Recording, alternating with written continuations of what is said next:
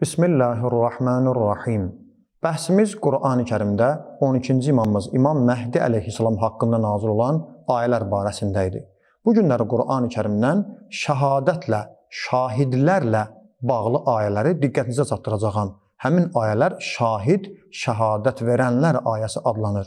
O Qur'an-ı Kərimdə bir neçə yerdə gəlmişdir.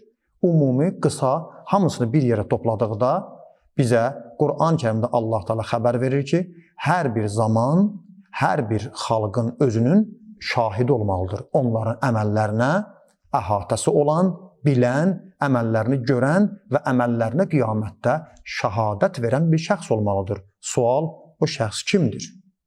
Ayələr müxtəlifdir. Birinci, Qur'an-ı Kərimin Nisa surəsinin 41-ci ayəsi. فَكَيْفَ إِذَا جِئْنَا مِنْ كُلِّ أُمَّةٍ بِشَهِيدٍ وَجِئْنَا بِكَ عَلَى هَؤُلَاءِ شَهِيدًا. Buna görə də hər ümmətdən bir şahid gətirəcəyimiz, baxın, hər ümmətdən, bizdən də bu günlərə, bax, bugünkü günümüzdə bir şahid olmalıdır bizim əməllərimizə. Bax, hal-hazırda mən danışıram əməllərimə və siz mənə qulaq asırsınız, əməllərimizə bir şahid olmalıdır. Qur'an deyir, buna görə də hər ümmətdən bir şahid gətirəcəyimiz və səni də Peyğəmbər bunlara şahid gətirəcəyimiz zaman necə olacaq? Bu, Nisa surəsi 41-ci ayədir. Digər bir ayədə Allah Teala, yəni Nəhl surəsinin 89-cu ayəsində belə buyurur. وَيَوْمَ نَبْعَثُ فِي كُلِّ أُمَّةٍ شَهِيدًا عَلَيْهِمْ مِنْ أَنْفُسِهِمْ وَجِئْنَ بِكَ شَهِيدًا عَلَى هَؤُلَاءِ. Ayənin ardı var, bu qədər kifayətdir. Və yada sal o gün ki, hər bir ümmətdən, bizdən də onlara öz içərilərindən bir şahid gətirəcəyimiz və səni də bu ümmətə şahid gətirəcəyik. Yaxud da ki, Nəhl surəsi 84-cü ayə və yəvmə nəb'athu min kulli ümmətin şəhidən ayənin ardı var, həmin tərcümə ilə. Yaxud da ki, digər ayələri mən sayıram. Qəsəs surəsi 75-ci ayə.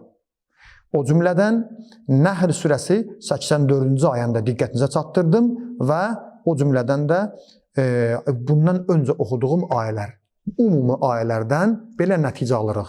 Qiyamət günü hər bir ümmətin öz arasından bir şahid olacaq və Peyğəmbər də onların özünə şahid olacaq, o şahidlərə. Quran ayələridir.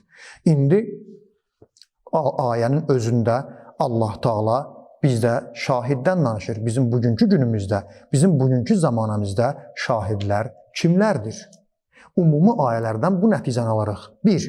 Qiyamətdə Allah Teala bizim özümüzdən insan olmalıdır. Kitab, lövh-i məhfuz yox. Min ənfusihim. Ayə baxın, özünüzdən.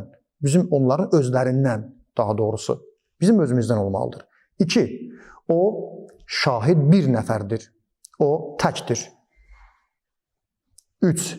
Ayədən belə çıxır ki, o şahidin özü əməllərimizə şahiddirsə, əməllərimizin zahirini və batinini mən qəlbimdən keçirdiyimi də bilməlidir.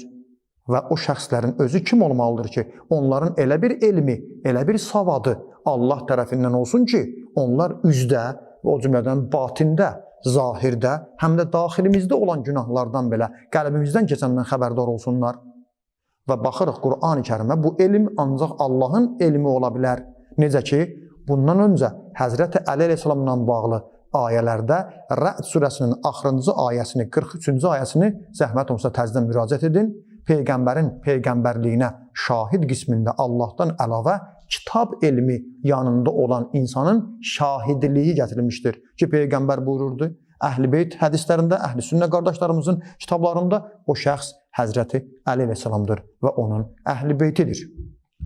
Bugün də sual veririk. Qur'an bizə əməllərimizə şahid duracaq bir şahiddən, şəhadət verən şəxsdən danışır. Kimdir o? O şahidin özü kimdir? Bugünkü zamanımızda bizim əməllərimizə şahid olsun.